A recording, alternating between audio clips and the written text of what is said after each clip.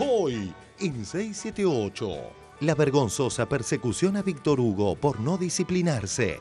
Capítulo 618. Escuché las declaraciones de Víctor Hugo ayer. Una cosa es leerlo y otra cosa es escucharlo. Siempre. Es otro mensaje, es otro tono, es otra forma. Pero no lo dijo en el tono en que uno lo lee en los diarios. Todo no es ese el tono. Uno de los caras visibles del relato kirchnerista, Víctor Hugo Morales, dijo que mucha gente le gusta vivir en las villas, que se vive muy bien. Esto es increíble. Villas para todos y todos. El relator Víctor Hugo Morales causaron bastante polémica sus dichos. Es una elegía de la vida en la villa, ¿no? Dijo que poco menos de una cosa maravillosa. Me puse a charlar con una de las personas que trabaja en uno de los edificios cercanos y le pregunté: ¿dónde vive usted? En Guernica, me dijo. Y digo, ¿cuántas horas tiene de viaje? Dice, tengo 2, salgo 3:15 de la mañana y llego a las 5:20, 5:25. Ómnibus y tren. Digo, ¿por qué ómnibus y tren? Bueno, porque con la segunda parte del tren ahorro. En el tren cuesta ida y vuelta 4 pesos, el micro ida y vuelta cuesta 9,70. Pero ¿qué sucede con la vida de esa persona? ¿Vos te imaginas 2 horas para venir, 2 horas para ir? Que muchas veces se te convierten con cualquier episodio en 1 hora más. Si vos tenés la chance de vivir más cerca, en lugares bastante dignos como los que hay en las villas, porque la gente cree que son un verdadero desastre, nunca caminaron. Nosotros hemos transmitido 1000 veces, y yo he trabajado bastante con el padre Pepe, sobre todo en la Villa 21. Es decir, la he caminado, la conozco bien. En fin, frente a este panorama, si vos tenés tu trabajo a 20 minutos de micro, aquí en Buenos Aires, lo que estás ahorrando de tiempo, de economía, es tremendo lo que significa para una persona la diferencia de ese tiempo. Las denuncias de Víctor Hugo que jamás reproducen. Usted sabe que Cablevisión lo estafa, ¿verdad? Si usted mira la boleta va a ver que ya le prometen un aumento, lo amenazan en realidad, de 30 pesos para el mes que viene. 30 por 4 millones de abonados, 120 millones de pesos. Multiplíquelo por 12, cuando haya transcurrido un año, nada más que sin otro aumento, porque lo va a ver seguramente, ya estarían robando 1.200 millones de pesos, encima de lo que ya venían robando. Encima de lo que ganarían normalmente si accedieran a cobrar lo que les dice la Secretaría de Comercio, de 152 a 300 y pico, a 400, a 500, vaya si hay una buena diferencia. La ONU y el Papa contra los fondos buitre. ¿Cuál es la relevancia, Alfredo, de esto que se aprobó en Naciones Unidas? Muy importante. La idea central diría lo siguiente, que si el 66% de los acreedores aceptan las propuestas de reestructuración, o sea, los canjes que plantea el país deudor, el resto tiene que acompañarlo. Entonces me dijo, vos no sabés cuándo sale de viaje la presidenta. Entonces le dije que sabía que iba para Naciones Unidas. Y en realidad en la carta lo que le dice, ya que va a subirse a un avión, me gustaría que antes venga acá. Él no la invitó a la presidenta para el 24 o el 25 de septiembre, después que terminaba Naciones Unidas. Él la invitó deliberadamente el 20. El 20 es antes de que vaya a Estados Unidos. Elecciones 2015. Se lanzó Urribarri. A todos los compañeros y compañeras de los casi 40 gremios que desde el MOSUP se animan a decirle a todos los argentinos dónde están parados. Yo les puedo asegurar que para un entrerriano del mal llamado interior, como dicen algunos, de la Argentina profunda, para este hijo del ferroviario y docente rural que fue educado por los principios de Perón y de Eva Perón, que viví 22 años en una estación de ferrocarril, que el movimiento obrero argentino apoye las aspiraciones para llegar a la presidencia, es un gran honor, pero también un gran compromiso, porque les puedo asegurar, aquí delante de ustedes, ratificar, compañeras y compañeros, que pertenecemos al movimiento que escribió la página más importante de la historia de los trabajadores argentinos, que es el movimiento nacional, que es el peronismo, que nos permitió a muchos de nosotros estar donde estamos hoy. Otro día de bellísimas noticias. 1, punzante entrevista de Biasati permite destacar gran edición de Fútbol Permitido. ¿Y la renuncia de Bianchi o la ida de Bianchi de Boca? Y la verdad que han sido 2 años muy malos, ¿no, Santo? Es una fantasía que hace años se sostiene y que yo sigo teniendo que ver con la conducción de Boca. Jamás he opinado sobre las cosas importantes del club en estos años. ¿Hablas con Macri? ¿Tenés relación con él? Sí, toda la semana. Opina, es un hincha. ¿Aconseja? Yo lo escucho. Jamás he opinado sobre las cosas importantes del club en estos años. Macri quería un técnico de 40 años. Técnico generacional. Quería sí. Esqueloto, Bianchi. Bianchi, Macri. Le gusta Esqueloto, le gusta Martín, le gusta Arruabarrena. Conferencia número 197 de Capitanich. Ignorada por quienes querían preguntar. Queremos preguntar. Quisiera remarcar que el Banco Mundial aprobó la estrategia de asistencia al país para el periodo 2015-2018.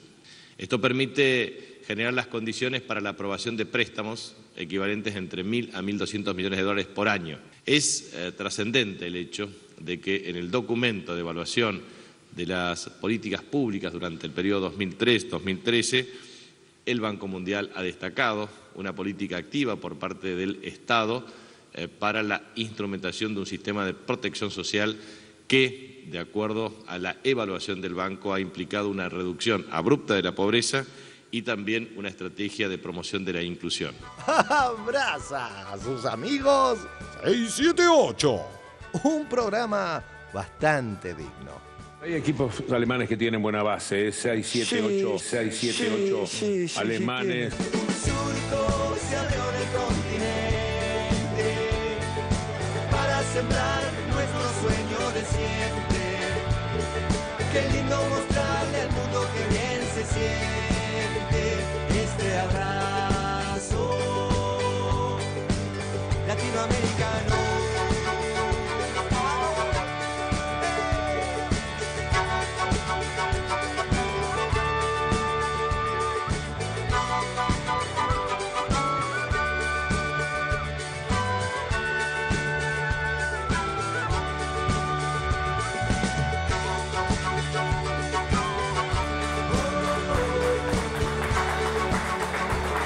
Muy buenas noches, aquí estamos de nuevo, bienvenidos a 678. ¿Qué tal? ¿Cómo están? ¿Cómo está, señor Moca? Muy bien, muy bien. Lo veo muy abrigado. Le digo porque acá dentro de un Preventivo rato va a ser 700 grados. Ustedes no me dejan poner el aire. ¿Cómo está? Estás presionando para que pidamos aire, Barragán. ¿Cómo está? Muy no, bien. Por favor, por la gente que está con el Twitter, que tuitee si ponemos o no ponemos aire. ¿Qué tal, Cintia? Voto por el no aire. Vota por el no aire. Bueno, ya lo vamos a ir arreglando. Vamos con los invitados del día de hoy.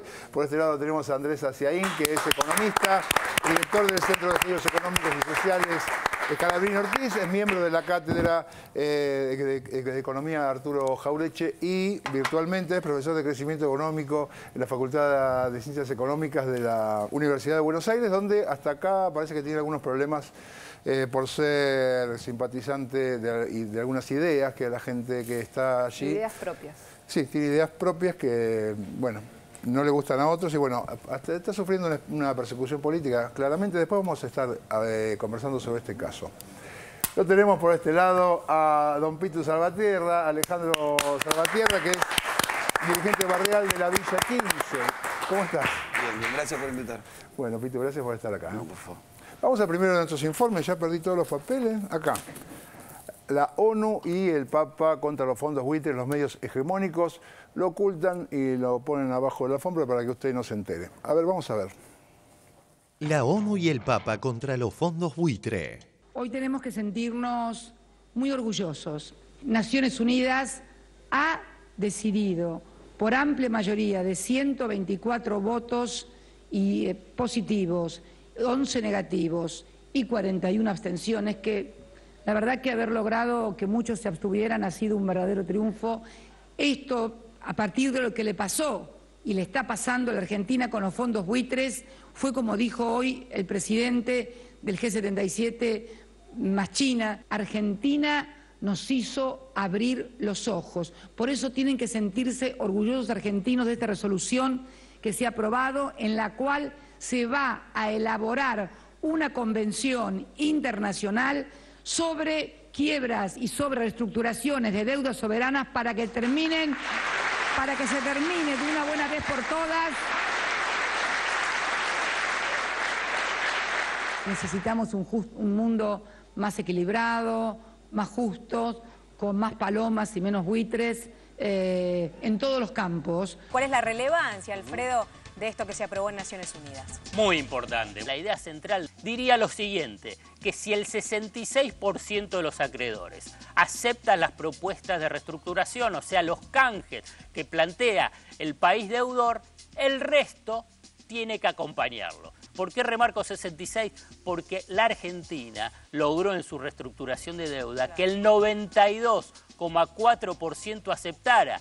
Pese a esa inmensa mayoría, hoy el 1% está haciendo este conflicto de proporciones vinculado con la deuda argentina. La presidenta se plantó muy fuerte y eso es algo que han valorado todos los países. Ayer en las Naciones Unidas tomaron el caso de Argentina, la verdad es una cuestión que vamos a ir viendo con el tiempo, pero es histórica, y con la mayoría de los países del mundo se va a hacer un sistema para que lo de los fondos buitres no vuelva a pasar. El bajo número de votos en contra. Estados Unidos, Japón, Canadá, Reino Unido, Australia, República Checa, Finlandia, Hungría, Irlanda e Israel. Y Alemania. Eso es realmente muy importante lo que pasó.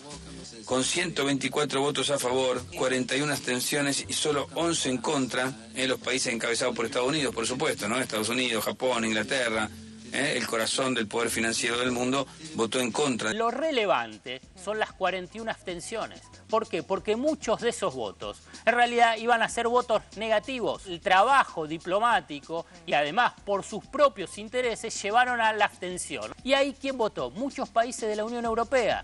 Dos países relevantes, España e Italia. ¿Por qué? Porque estos países, como otros, tienen un elevado endeudamiento, incluso un nivel de endeudamiento superior al que tenía Argentina en el 2001 cuando declaró la cesación de pagos. O sea, están pensando estos países que se abstuvieron que se estructure ese nuevo marco legal pensando en sus propias deudas. Y con la mayoría de los países del mundo se va a hacer un sistema para que lo de los fondos buitres no vuelva a pasar.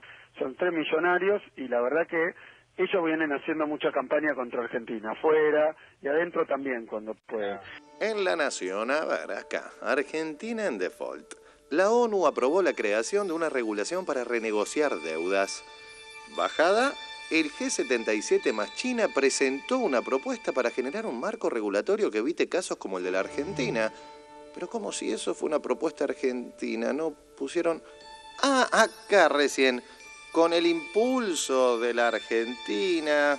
Ahí está. Bueno, hoy empieza a filmarse la segunda parte de la película de la ley que necesita el gobierno, ¿no? La ley que necesita el gobierno, ¿no? Se va a aprobar la ley de pago soberano, esta ley con un nombre muy importante. ¿Qué es lo que activa esto? ¿Sirve para algo, Adrián? ¿Qué es lo que activa esto? ¿Sirve para algo, Adrián? Ellos vienen haciendo mucha campaña contra Argentina, afuera y adentro también cuando pueden. Y está ante la opinión pública manipulando las cosas, tergiversando y distorsionando, haciendo creer que países extranjeros son más solidarios con la Argentina que los legisladores de la oposición, cuando en realidad este proyecto no tiene otro objetivo que hacer quedar pegada a la oposición con la travesura del gobierno. Yo analizaba cuánto hubo de sustancioso, digamos, de los 52 minutos de la cadena nacional.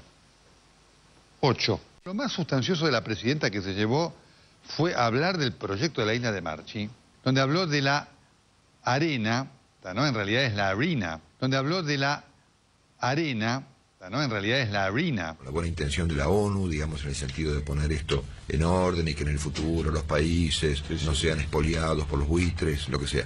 Pero la realidad es que Argentina ha violentado sus contratos y ha hecho de esto además una operación política, ¿no es cierto? Ahora tiene dos problemas, porque tampoco le va a terminar pagando a los bonistas reestructurados, porque había que pagarles en Nueva York, a eso sí, y ahora le va a intentar pagar acá en Buenos Aires. Y esto lo enfureció a Griesa, ¿no? Que dice que es ilegal.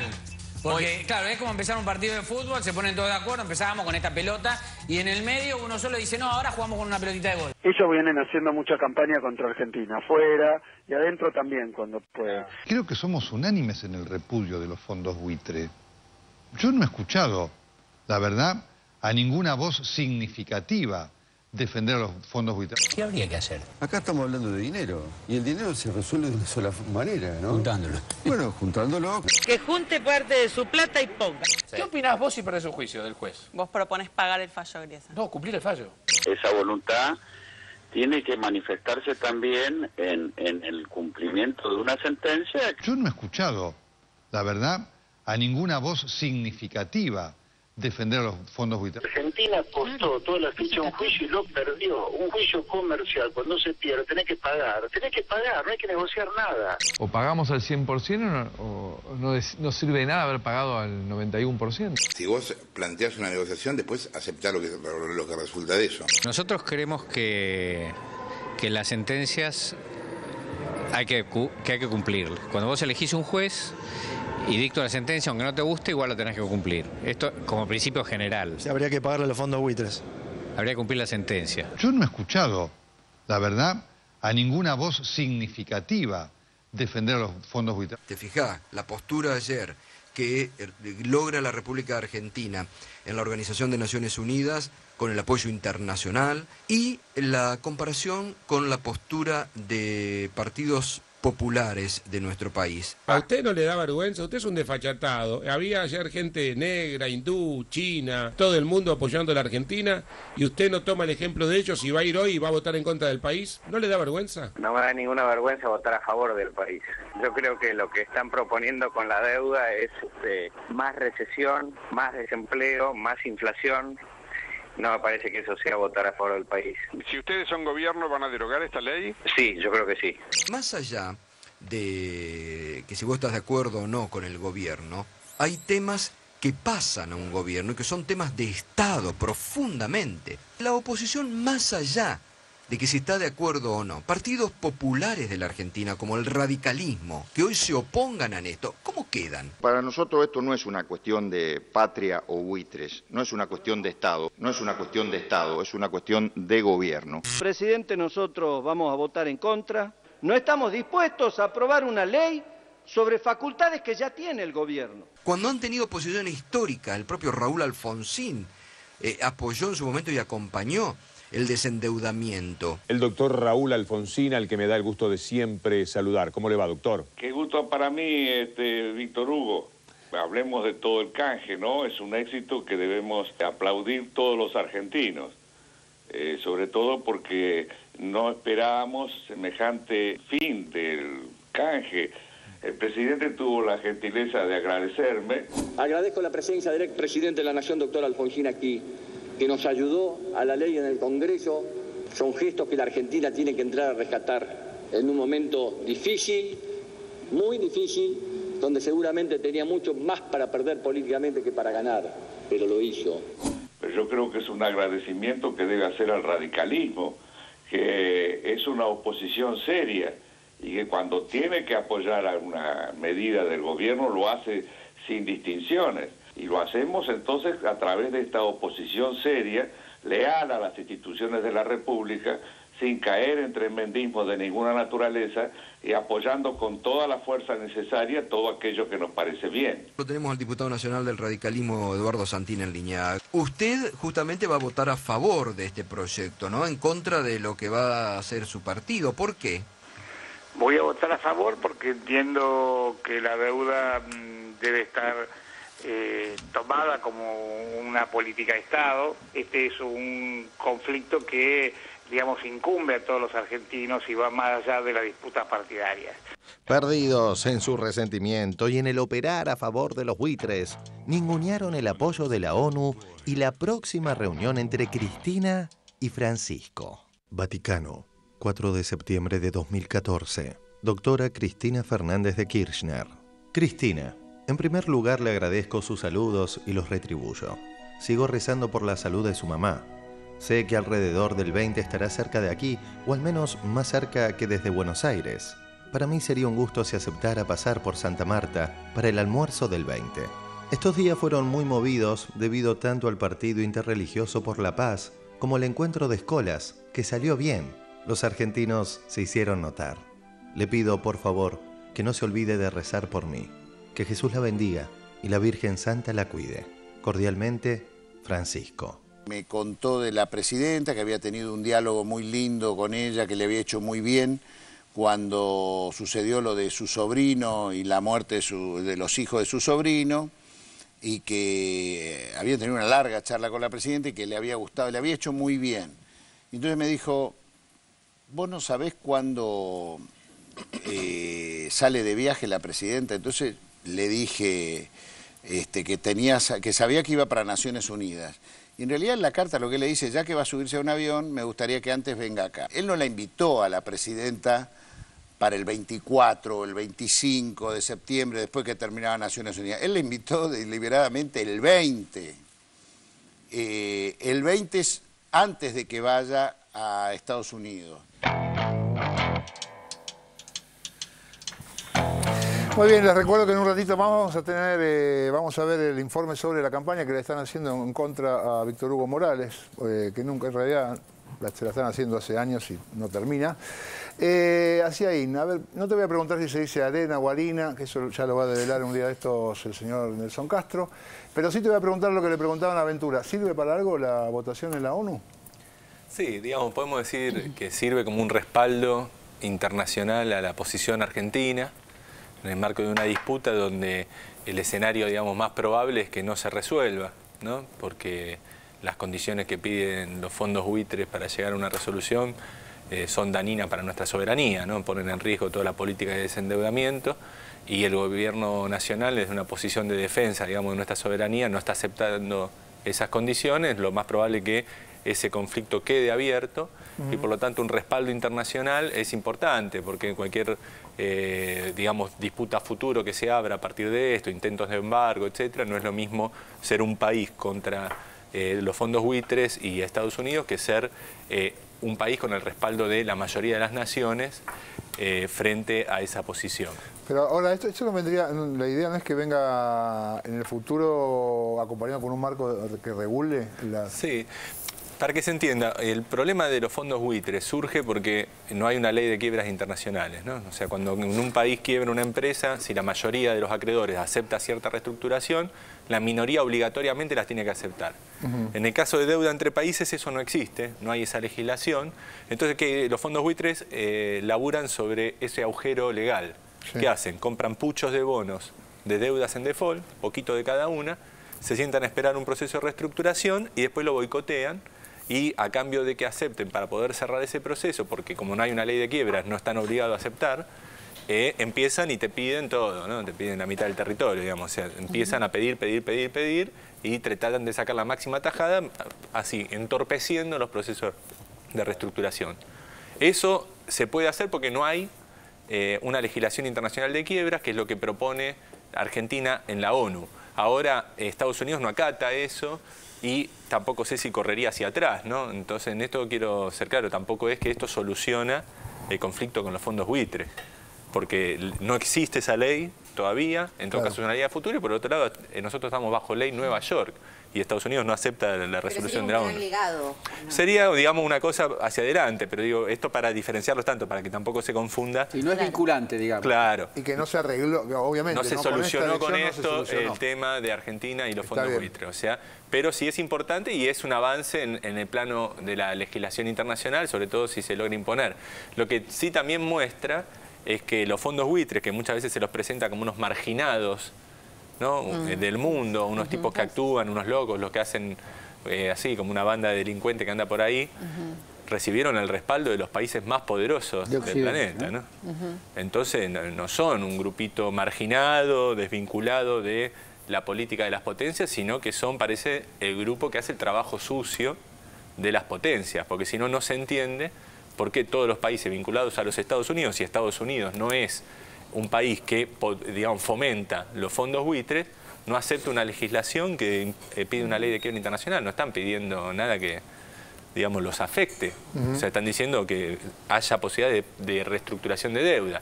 Entonces está mostrando que detrás de los fondos buitres, detrás de entorpecer las reestructuraciones, hay intereses más poderosos, más grandes. No es 3 millonarios, digamos. Son 3 millonarios los fondos buitres, pero detrás de esos 3 millonarios hay unos cuantos más, digamos. Y lo que quieren es que ningún país pueda entrar en default y reestructurar una deuda, porque quieren que los países se sometan a todo tipo de condiciones con tal de refinanciar la deuda. Entonces, el que entra en default tiene que ser castigado y no tiene que nunca poder, digamos, retornar a una situación financiera, digamos, regularizada, porque esa es la amenaza que tienen. ¿Para qué? Para que Italia mañana, Portugal, España no declaren una cesación de pago. Ahora, si hay eso, implica que tendríamos que creer que Estados Unidos está pretendiendo un mundo de países en quiebra, con economías hechas pedazos.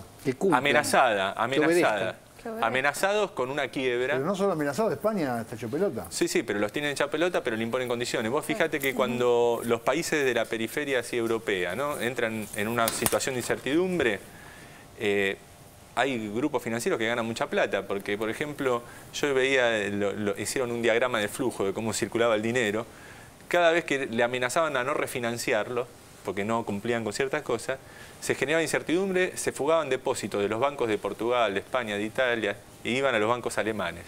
Después, con un puchito de la plata de ellos, porque es la propia plata que iba, le prestaban un puchito, y encima se la prestaban, el Banco Central Europeo no la prestaba directamente, sino que la intermediaba, se la daba una tasa barata a los bancos que después se la prestaban con sobreprecio a los países.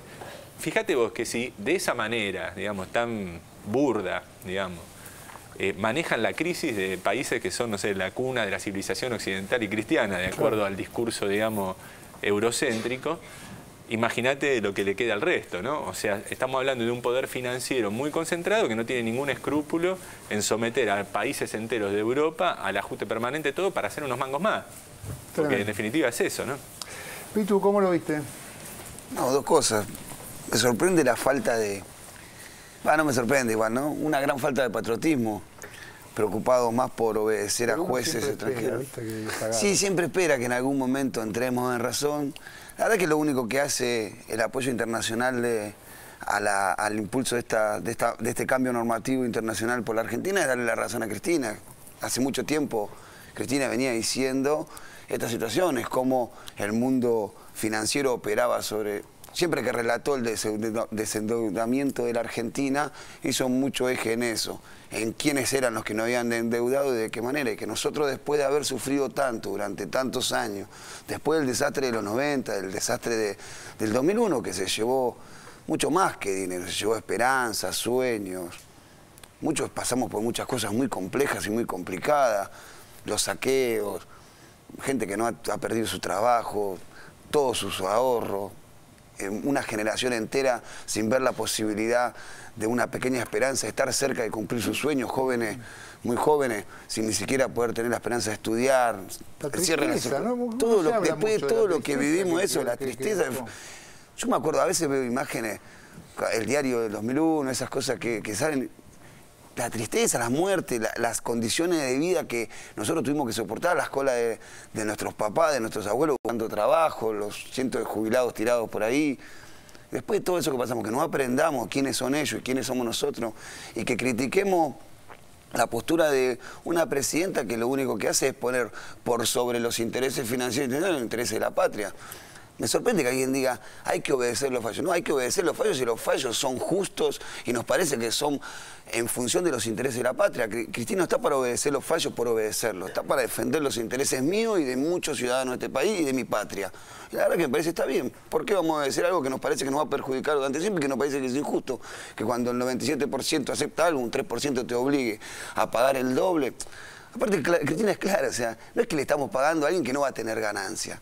Estamos tratando de que no tengan las ganancias extraordinarias que quieren tener, el 1000 y pico % de lo que invirtieron. O sea, eso es razonable. O sea, cualquiera que se pone a pensar 2 minutos creo que no podría ni dudar de que nosotros deberíamos acompañar la ley de pago soberano y deberíamos estar muy contentos con el apoyo internacional que hemos recibido. ¿Así? ¿Moca tiene algo? Sí, quería hacer un pequeño giro. El otro día estaba leyendo en La Nación, salió una columna de Mario Vargas Llosa. Yo las leo, las columnas de Vargas Llosa, sé lo que va a decir Vargas Llosa, pero las leo porque es muy claro y muy contundente. Para hacerla breve, arranca del fin de la historia de Fukuyama, en el año 89, y muestra un mundo con todos los colores de la tragedia, ¿no? La guerra, el hambre, la crisis en Europa. Por supuesto no se hace ninguna pregunta de por qué. Porque la pregunta del por qué, y eso es lo que creo que liga esta cuestión con la reunión con el Papa, La respuesta del por qué es que no hay un muro que separe este tipo de agresiones, que son fuertemente agresiones muy duras contra países soberanos como el que orquesta Griesa y los buitres. No hay un muro entre eso y la guerra y la militarización y la crueldad en el exterminio de pueblos enteros. Hoy ayer decía Valdés, hay 15 escenarios de guerra y no está separado eso del capitalismo financiero, de la concentración económica, de la lucha por las reservas naturales, de todo lo que es el capitalismo predatorio y salvaje que se impuso hace 30 años. Entonces yo creo que más allá de consideraciones políticas, históricas, no hay una gestualidad vacía en el encuentro de Francisco con Cristina. Hay una alianza política porque Francisco, como parte de su estrategia para recuperar a la Iglesia, para volver a poner a la Iglesia en una situación de buena relación dinámica con los sectores populares, tiene que hacer esto que hace, que no es solamente verse con Cristina, es tener una agenda intensa de tratamiento y de protagonismo y de intervención en temas como el de la guerra, en temas como el de la especulación financiera y sobre todo los problemas de la desigualdad y la pobreza que están en el fondo de todos los dramas que están ocurriendo en el mundo. Entonces me parece que lo de ayer en la ONU se lo descarta porque se dice, Morales Solá dice en una de sus últimas editoriales, dice que esas cosas se resuelven en el Fondo Monetario Internacional o en el G20. Es decir, se resuelven ahí donde la voz, según el editorialista, ahí donde la voz de los Estados Unidos y las potencias principales son decisivas. Acá que se cuenta de a uno los votos, las potencias, como no solamente en este caso, en el tema de Malvinas y otros de ese mismo tipo, hacen de cuenta que no pasó nada, pero yo creo que ayer pasó algo muy importante, porque en términos políticos, más allá de la debilidad jurídica que pueda tener esto como hecho no vinculante, políticamente ha quedado muy fortalecida la posición argentina, que no es, como dice Cristina, que no es la posición argentina, es la posición de los países que defienden un proyecto productivo y un proyecto de desarrollo que no esté absolutamente condicionado por estas nuevas fuerzas destructivas de la humanidad, ¿no? ¿Russo? Sí, a mí también me parece absolutamente relevante las dos cosas, lo de la ONU y el hecho de que el Papa decida jugar en este partido. Me parece que las dos cosas son relevantes. Lo de la ONU me parece relevante porque, bueno, no dijimos, se está debatiendo en este mismo momento y en la madrugada es posible que salga la ley de pago soberano, que es la respuesta que tiene la Argentina en este momento para esta situación contingente, ¿no? Pero lo de la ONU me parece que es fundamental porque es un escenario que supo ser un no lugar. Claro. Y que se está llenando de vida, y que se está llenando me parece importante porque se está visibilizando un problema, una escena, una película que muchos la veíamos y es lo que los medios hegemónicos que le restan relevancia a esto llaman relato. Y no es relato, es historia. Digamos, no es que se nos ocurra a nosotros 4, ni a nosotros 4 millones. Todo el mundo se está reordenando. Y ya que hablabas de Fukuyama, que era el fin de las ideologías, había caído el muro de Berlín ese año, parecía que lo único que existía era el neoliberalismo. Y efectivamente, desde el 89 y desde el 89 hacia acá, hubo en gran parte del mundo un declive político enorme, generaciones enteras de políticos que no sirven para nada porque han llevado al mundo a esta instancia y me parece que la verdadera pelea, que es una confrontación y que hay que reivindicarla como una pelea, porque no hay manera de encontrar consenso al respecto, tiene que ver con que a la ONU vuelva la política. Claro. Y que los líderes políticos hagan lo que tienen que hacer en el mundo. Vamos a hacer un corte y cuando volvamos vamos a estar viendo cómo los medios corporativos trabajan denodadamente para arruinarle el honor y la dignidad a una persona que se llama Víctor Hugo Morales. Vamos a seguir acá, dentro de un ratito ya venimos. Mi nombre es María Jimena, tengo 20 años, soy de La Plata, estudio comunicación social en la Universidad Nacional. Me enteré de Progresar por una cadena nacional de Cristina en la que comentó cómo era el programa. La verdad que para mí fue una gran ayuda económica para poder viajar en colectivo. También me ayuda mucho para pagarme las fotocopias. Estar todo el día en la facultad, tener que muchas veces almorzar en la facultad o en el comedor, fue una gran ayuda realmente. Fui a un barrio que estaba cerca de casa, dejé todos mis papeles y al mes siguiente ya tenía todo listo para empezar a cobrar el Progresar. Como María Jimena, vos también tenés derecho a Progresar. Progresar es el programa de respaldo a estudiantes de Argentina. Una ayuda económica de 600 pesos todos los meses para terminar el secundario, aprender un oficio o seguir una carrera universitaria. Anotate en www.progresar.anses.gov.ar.